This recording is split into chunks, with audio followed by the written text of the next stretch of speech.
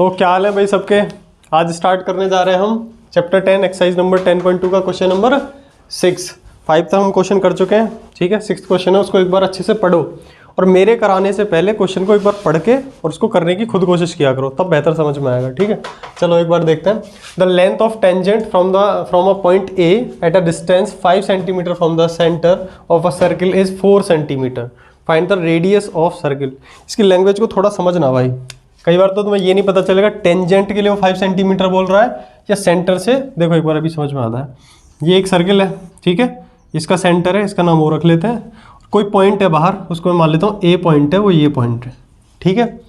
और बोल रहा है कि यहाँ से ए पॉइंट से टेंजेंट डाली जाती है, तो मैंने ये टेंजेंट डाल दी, ठीक है, ए पॉइंट से, ठीक है। आज तक कभी पॉइंट पे गई नहीं लाइन मेरी, ठीक है, तो उसको पॉइंट को ही बदल देते हैं ये। और फिर सेंटर से डिस्टेंस कितना दे रखा है, देखो distance 5 centimetre from the centre. उस पॉइंट का जो सेंटर से डिस्टेंस है वो कितना है, 5 सेंटीमीटर। ये वाली लाइन कितनी है, ये है 5 सेंटीमीटर, क्लियर है। और इसको देखो एक बार, ये कितना है, टेंजेंट की लेंथ है 4 सेंटीमीटर, ठीक है। देखो पूरा बीच में क्या है देखना, एक बार पढ़ना। The length of a tangent from a point A is 4 centimetre. समझ पा रहे हो कुछ। ये बीच में 5 सेंटीमीटर क्या है, distance 5 centimetre from the centre, मतलब सेंटर से डिस्टेंस 5 सेंटीमीटर और टेंजेंट की लेंथ कितना है, 4 सेंटीमीटर। इसके बाद find the radius of the, radius निकालना है इस सर्किल का। आप सभी जानते हो मैं रेडियस कहाँ बनाऊँ, यहाँ बना दूँ, कोई मतलब है इस बात का, नहीं। हमें रेडियस निकालना है और हम सभी जानते हैं 90 डिग्री का एंगल बनता है, परपेंडिकुलर होते हैं, तो हम रेडियस को यहाँ बनाएंगे, ठीक है।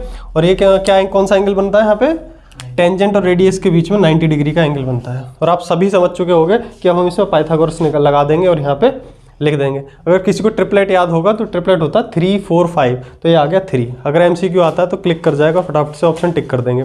सॉल्यूशन करना है तो कैसे करेंगे वो एक बार देखो इधर, ठीक है।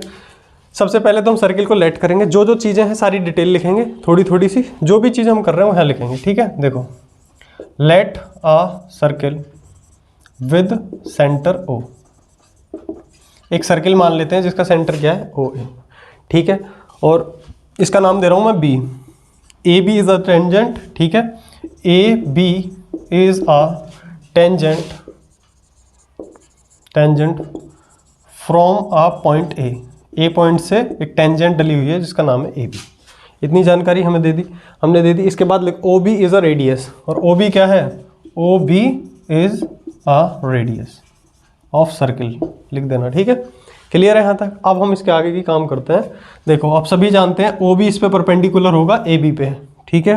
देखो O B is perpendicular to A B. क्यों, क्योंकि यहाँ रीजन देंगे, थ्योरम है radius is perpendicular to tangent at point of contact, at point of contact. Clear है।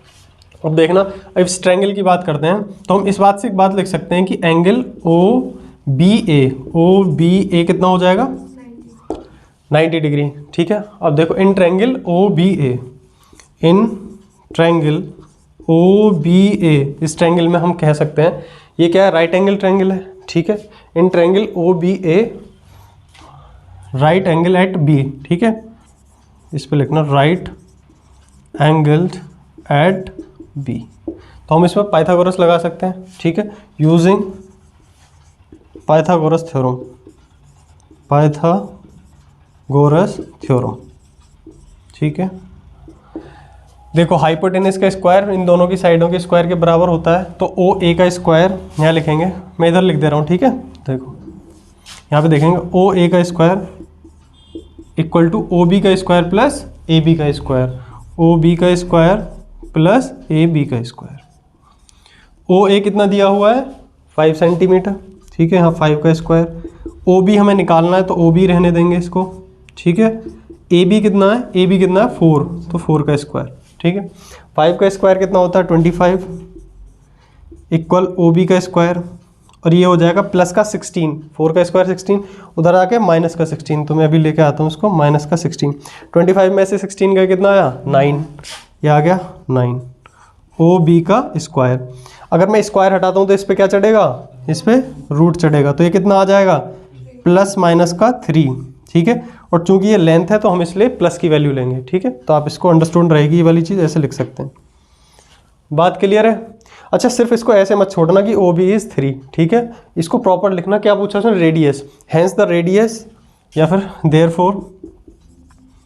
Therefore radius of circle is 3 centimetre. कितना? 3 सेंटीमीटर। देखो इस लाइन को छोड़ के मत आना बोर्ड में, इसको भी लिख के आना होता है, ठीक है, वरना वो उसके दिमाग की बात है, नंबर काटना चाहेगा काट देगा इस बात पे, ठीक है, कहीं भी कोई भी कसर नहीं छोड़नी है। चलो तो देखना क्वेश्चन नंबर 7 है, एक बार पढ़ लेना अच्छे से, ठीक है, उसके बाद देखना। 2 concentric circle of radius 5 centimetre and 3 centimetre, find the length of the chord of the larger circle which touches the smaller circle. इसमें एक टर्म है कॉन्सेंट्रिक सर्कल, मैं ऐसा मानता हूँ ज़्यादातर को पता होगा, शायद किसी को ना पता हो। ऐसे सर्कल जिनका सेंटर एक ही होता है, कितने भी सर्कल बन सकते हैं। देखो अगर ये सेंटर है, ठीक है, और मैंने एक सर्कल बनाया ये, ठीक है, इससे बड़ा सर्कल एक और बना दिया, लेकिन सेंटर उसका वही रहेगा, इनको बोलते हैं कॉन्सेंट्रिक सर्कल। और कितने की बात कर रहा है इसमें? सिर्फ 2 कॉन्सेंट्रिक सर्कल की, ठीक है, तो हमने 2 कॉन्सेंट्रिक सर्कल बना लिए।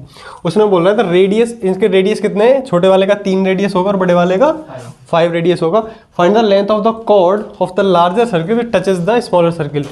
बड़े सर्कल की वो कॉर्ड जो छोटे सर्कल को टच करते हुए जाती है, उसकी हमें लेंथ बतानी है। तो मैं इस बड़े सर्कल के लिए कॉर्ड बनाता हूँ और वो टच करती हुई जाएगी छोटे सर्कल को, ठीक है, ये वो कॉर्ड होगी। क्लियर है? सेंटर क्या है? ये सेंटर है, इसको मैं ओ नाम दे दे रहा हूँ। कॉर्ड है, इसको बी नाम, ए और बी नाम दे देते हैं, ठीक है। जहाँ ये टच करती है उसको हम दे देते हैं एम, ठीक है। क्लियर है? यहाँ तक हमें ए बी की लेंथ बतानी है, इतनी बात क्लियर है। ए बी कॉर्ड है किसके लिए? बड़े वाले सर्कल के लिए, लेकिन ध्यान से देखो तो ए बी टेंजेंट है छोटे वाले सर्कल के लिए, हाँ या ना? ठीक है, तो कैसे करेंगे इससे हम? अगर मैं इसको रेडियस को यहाँ तक टच करता हूँ, ठीक है, तो इस पे परपेंडिकुलर होगा, हाँ या ना? ठीक है। अच्छा एक बात और बताओ, मैं बड़े वाले का ये कितना हमारे पास 3 है, ठीक है, अगर मैं इसको टच करता हूँ तो ये भी ये रेडियस हो जाएगा बड़े वाले के लिए, और बड़े वाले का रेडियस कितना है? 5। तो ये कितना हो जाएगा हमारे लिए? ये है 5। इतनी बात क्लियर है? अब क्या आप ए एम फाइंड कर सकते हो? देखो राइट एंगल ट्रायंगल बन रहा है, ये 3 है, ये 5 है, और ये यहाँ पे आप ए एम निकाल लोगे। एक चीज़ और, एक थ्योरम अगर आपको याद होगा, अगर मैं इस वाले कॉर्ड, बड़े वाले सर्कल को देखना, बड़े वाले सर्कल को सेंटर से मैं परपेंडिकुलर अगर किसी कॉर्ड पे डालता हूँ, ये थ्योरम इसमें ये वाला भी लग रहा है। आपने ए एम तो निकाल लिया, आपको बी एम भी निकालना है, तो आपको पता होगा ये क्या होते हैं? बाइसेक्ट हो रहे होते हैं ये, ठीक है। कोई भी कॉर्ड है अगर उस पर हम सेंटर से परपेंडिकुलर डालते हैं तो वो क्या कर रही होती है? वो उस कॉर्ड को बाइसेक्ट कर रही होती है। इतनी बात पता है? तो ए एम इक्वल टू हो जाएगा बी एम के। यहाँ तक क्लियर है सारी चीज़ें? अब ये सारा लॉजिक था, अब करेंगे कैसे एक बार देखो। Let 2 concentric circles having radius O,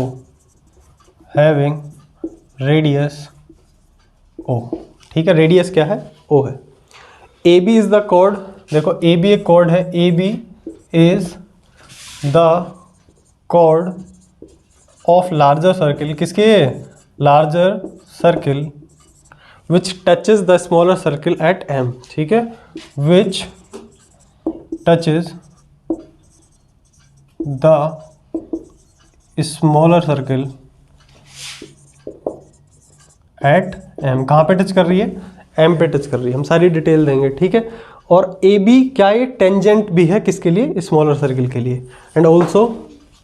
and A B is the tangent for smaller circle, या of tangent of smaller circle, ठीक है, टेंजेंट ऑफ। इतना मत घबराना कि ऑफ की जगह फॉर लग गया है, कुछ भी इतना नहीं देखा जाएगा, ठीक है। टेंजेंट ऑफ स्मॉलर सर्किल, ये पूरी डिटेल हमने यहाँ लिख दी, जो चीज़ हम करने वाले हैं। क्लियर है? अब इसके आगे देखो, ओ सेंटर है, अब इसमें हम पाइथागोरस लगाएंगे, कैसे कैसे करेंगे एक बार देखो इधर। ओ एम इज रेडियस, ठीक है, O M is radius of smaller circle, ठीक है, स्मॉलर सर्किल के लिए रेडियस है, हाँ या ना? ठीक है, तो हम लिख सकते हैं O M is perpendicular to A B. A B क्या है? टेंजेंट है। क्यों लिख सकते हैं? तो थ्योरम है हमारे पास कौन सा? Radius is perpendicular to tangent at point of contact, at point of contact, यहाँ तक क्लियर है? तो हम इस बात से एक बात लिख सकते हैं कि ओ एम ए क्या हो जाएगा, 90 डिग्री का एंगल हो जाएगा। O M A is equal to 90 degree. ठीक है, हम इट इम्प्लाइज दैट लगा देना, ये बात ये समझाती है। ठीक, इसके बाद अब इस ट्रायंगल को देखते हैं, ट्रायंगल ए एम ओ। इन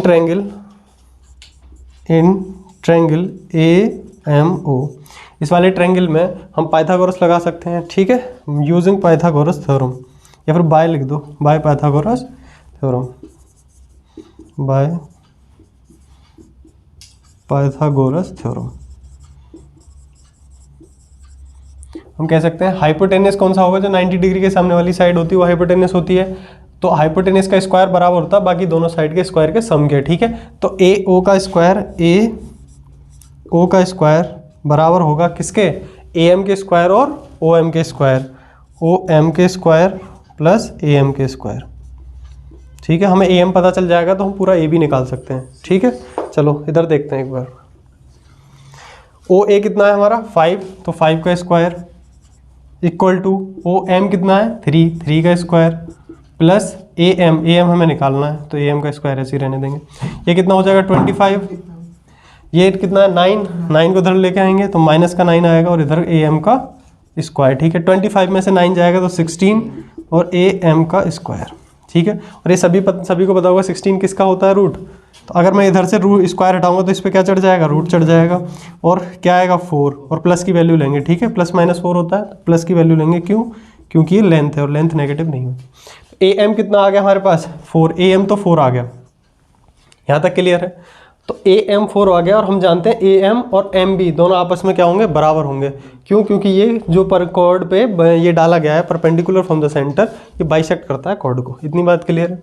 चलो देखते हैं, इसको लिखना पड़ेगा इस वाली बात को। देखो इधर, as A B is a chord, as A B is a chord and O M is perpendicular, या फिर डायरेक्ट लिख देना O M is perpendicular to A B. तो इस बात से कह सकते हैं, क्या कह सकते हैं, कि ए एम इक्वल होगा किसके, एम बी के। ठीक है, क्यों, क्योंकि perpendicular from centre bisect the chord, bisects the chord. ठीक है, तो A M equal to B M हो गया। अब भाई इसके लिए मिटाना पड़ेगा थोड़ा सा मेरे को, तो इसके यहाँ तक ए एम इक्वल टू होगा एम बी के, तो ये 4 तो ये 4 टोटल 8 हो जाएगा। इसको थोड़ा सा लिखना है, वो मैं इधर लिख दे रहा हूँ। और एक मिस्टेक हो गई है, ये 2 कॉन्सेंट्रिक सर्कल हैविंग रेडियस नहीं होगा, हैविंग सेंटर होगा। ठीक है, हैविंग सेंटर वो है। ठीक है, इधर देखना A M equal to B M, A M equal to B M है। इधर देखो ए बी इक्वल टू क्या होता है, A M plus M B, यही है, क्लियर है। ए बी इक्वल टू, हम जानते हैं ए एम और एम बी दोनों बराबर हैं, तो एम बी की जगह भी ए एम लिख लेते हैं। तो A M plus A M, तो ये कितना हो जाएगा 2am, क्लियर है। और ए एम हमारा कितना आया हुआ है 4, क्लियर। तो देखो A B equal to 2am, A M की जगह हम लिख रहे हैं 4, तो ए बी कितना आ गया हमारा, ए बी आ गया 8 सेंटीमीटर में दी हुई है ना सारी चीज़ें, तो यहाँ सेंटीमीटर। और लास्ट में मैंने एक बात बोली है, देयरफॉर या हेंस लिख के आपने बात लिखनी है लैंग्वेज में। ये हमने ए बी क्या निकाला है, कॉर्ड ऑफ लार्जर सर्कल, यही पूछा था ना, the larger circle which chord पूछिए ना, कॉर्ड ऑफ लार्जर सर्कल। तो हम यहाँ लिखेंगे therefore the length of chord of larger circle be 8 centimetre, is लगाना। ठीक है, क्लियर है भाई, ये वाली भी बात लिख दिया करो लास्ट, क्लियर। चलो नेक्स्ट क्वेश्चन पे चलते हैं। तो क्वेश्चन नंबर देखते हैं, क्वेश्चन नंबर 8। सबसे पहली बार डायग्राम देख के हंसना नहीं है भाई, ठीक है। चलो देखते हैं, आर्टिस्ट बहुत तगड़ा हूँ लेकिन आज थोड़ा सा चल नहीं रहा था, ठीक है। देखो क्वेश्चन नंबर 8 है, a quadrilateral ABCD is drawn to circumscribe a circle, prove that AB plus CD equal होगा AD प्लस बी सी के। बहुत आसान क्वेश्चन है, बस लॉजिक बता दी तुम कर लोगे। अच्छा इसमें एक वर्ड है सर्कमस्क्राइब, इसको समझना। सर्कमस्क्राइब जहाँ भी यूज होता है मतलब सर्कमस्क्राइब है सर्किल, एक क्वाड्रिलेटरल वो सर्कमस्क्राइब करता है एक सर्किल को, ठीक है। क्वाड्रिलेटरल के अंदर सर्किल है तो उसको क्या बोलेंगे, सर्कमस्क्राइब, ठीक है। समझ में आई चीज़ है। अब देखो क्वेश्चन क्या प्रूव करना है, A B plus C D, A B plus C D equal होगा A D plus B C के, मतलब अपोजिट साइड का सम दूसरी अपोजिट साइड के सम के बराबर होगा। लॉजिक क्या है एक बार समझना, ध्यान से देखना एक बार। ये टेंजेंट है दो, एक्सटर्नल पॉइंट ए से एक और एक दो, ये टेंजेंट है। एक्सटर्नल पॉइंट से बी क्यू और बी पी दो टेंजेंट है। ऐसे ही सी से सी आर और सी क्यू दो टेंजेंट है। ऐसे ही डी से डी एस और डी आर। एक्सटर्नल पॉइंट से अगर दो टेंजेंट है, दोनों टेंजेंट की लेंथ क्या होती है, इक्वल होती है। तो जो ए एस होगा वो ए पी के बराबर होगा, और जो बी पी होगा वो बी क्यू के बराबर होगा, और सी क्यू होगा वो सी आर के बराबर होगा, ठीक है। ये वाली चीज़ समझ में आई। इसको लिखते हैं, देखो इधर बस लिखने का ही गेम है, इसमें और कुछ नहीं लिखना है, ठीक है। तो सेंटर वेंटर का इसमें कोई सीन नहीं है, सीधा लिखेंगे, ठीक है। A P is equal to A S, ठीक है। हाँ है ना, टेंजेंट है, सबका रीजन एक साथ देंगे क्योंकि कई सारी चीज़ें लिखनी है, ठीक है। और फिर B P is equal to B Q, B P is equal to B Q. अच्छा एक चीज़ का ध्यान रखेंगे, ए बी और C D left hand side है ना, तो जो ए बी और सी डी वाली चीज़ें होंगी उनको लेफ्ट हैंड साइड लिखेंगे। एक बार फिर समझो, A P equal to A S, ठीक है। तो A P equal to A S, A P इधर लिख लिया तो बी पी भी इधर लिखेंगे, B P equal to B Q, B Q right hand side. अब हम सीधा इस वाली लाइन पे आते हैं, ठीक है। C R equal to C Q, C R left hand side लिखेंगे क्योंकि हमें सी डी क्या चाहिए, लेफ्ट हैंड साइड पे चाहिए, ठीक है। C R equal to C Q, ठीक है। और इसको देखो D R equal to D S, D R equal to D S. मैं ये बोलता हूँ तुमको कई बार कि मेरे कराने से पहले एक बार तुम खुद क्वेश्चन किया करो। अभी मैंने एक बात बोली कि इसको लेफ्ट हैंड साइड लिखेंगे, लिखने को तो आप कैसे ही लिखो, आप जब अटकते हो ना तब ज़्यादा समझ में आती हैं चीज़ें कि हम कहाँ अटके थे, ठीक है। तो एक बार खुद भी ट्राई किया करो। अब इन सबको ये चार इक्वेशन है, इनको ऐड कर लो, 1 2 3 4। अच्छा हमने ये लिख क्यों पाए, A P equal to A S कैसे लिख पाए, A P equal to A S कैसे लिख पाए, तो उसका क्या रीज़न देंगे हम कि एक्सटर्नल पॉइंट से जो दो टेंजेंट होती है उनकी लेंथ क्या होती है, इक्वल होती है, ठीक है। The length of tangents from a external point and external point to a circle are equal, circle are equal, ठीक है भाई। The length of the tangent from external point to a circle are equal, एक theorem है जो कि मैंने लिख दिया, क्लियर है, इसलिए हम ये वाली बात लिख पाए। अब क्या कर रहे हैं, इनको ऐड कर देना है, सभी को ऐड करेंगे तो क्या हो जाएगा देखना एक बार, A P plus B P plus C R plus D R equal to, right hand side वाले सबको ऐड करेंगे, A S plus B Q plus C Q और प्लस डी एस, ठीक है भाई। अब देखना ए पी और बी पी, ए पी और बी पी से क्या बन रहा है, ए बी, तो इससे क्या बन गया ए बी। सी आर और डी आर, सी आर और डी आर क्या हो गया, सी डी। इसलिए मैंने बोला था ये सारी चीज़ें हम लेफ्ट हैंड साइड लिखेंगे, ठीक है। लिखने को आप इसको C Q equal to C R भी लिख सकते थे, हाँ या ना, बट हमने C R equal to C Q क्यों लिखा, समझ पाए हो, ताकि हमें प्रॉब्लम ना हो, ठीक है, एक साथ चीज़ें हो जाए।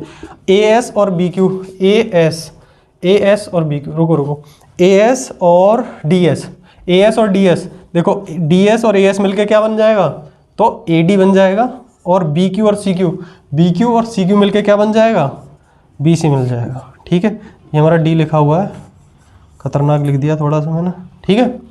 तो A B plus C D equal to A D equal to B C, यही प्रूव करना था। और नीचे बहुत सुंदर सुंदर क्या लिख के आएंगे, हैंस प्रूव्ड। बोर्ड में कुछ लिखो मत लिखो, ये जरूर लिख देना, ठीक है। चलो भाई नेक्स्ट क्वेश्चन पे चलते हैं।